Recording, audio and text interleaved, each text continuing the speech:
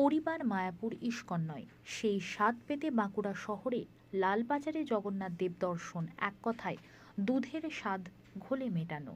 কারণ যে সকল মানুষরা পরিবার নিয়ে মায়াপুর যেতে পারছেন না বা পারলেন না, তারা কিন্তু সকাল সকাল বাঁকুড়ার যে জগন্নাথ দেবের মন্দির আছে সেখান থেকেই সকাল থেকে ভক্তদের ভিড় এবং জগন্নাথ দেবকে স্নানযাত্রা করিয়ে সাজিয়ে গুছিয়ে মন্দির চত্বরে রাখা হয়েছে। বেলা বাড়লেই জগন্নাথ, সুভদ্রা ও বলরামকে রথে চাপিয়ে বাঁকুড়া পরিদর্শন করানো হবে। তারপর বাঁকুড়ার শহরের রাজগ্রামে রয়েছে মাসিবাড়ি, সেখানে 7 দিনের জন্য রেখে আসা হবে জগন্নাথ, বলরাম, সুভদ্রাকে, কারণ সেখানে মাসিবাড়ি।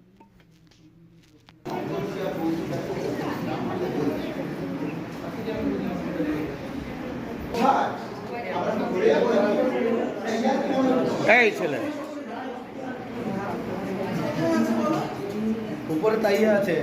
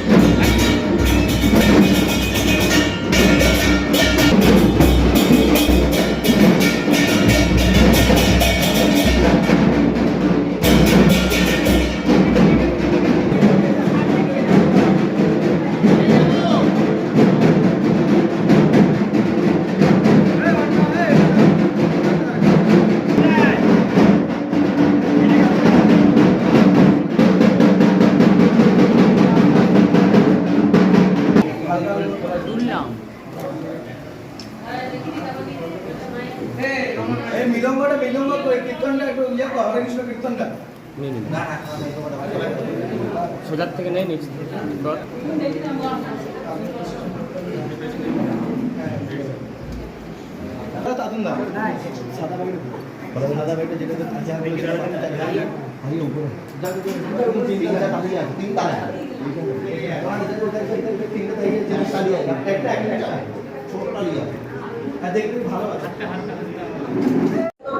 বাঁকুড়া শহরে একবারে ইস্কনের আদলে সেখানে প্রভু জগন্নাথের পুজো বা রথযাত্রা কি বলবেন? আন্তর্জাতিক কৃষ্ণ ভবনামৃত সংঘ তথা ইস্কনের পক্ষ থেকে শুভ রথযাত্রার কৃষ্ণময় প্রীতি এবং শুভেচ্ছা সকল বাঁকুড়াবাসীদের জানাই। এবং আমাদের দেবস্নান পূর্ণিমাতে ভগবান স্নান করেছেন, তারপরে 14 দিন পর ভগবান অন্তঃসার লীলাতে ছিলেন, যেখানে ভগবানের অসুস্থ লীলা করেছেন।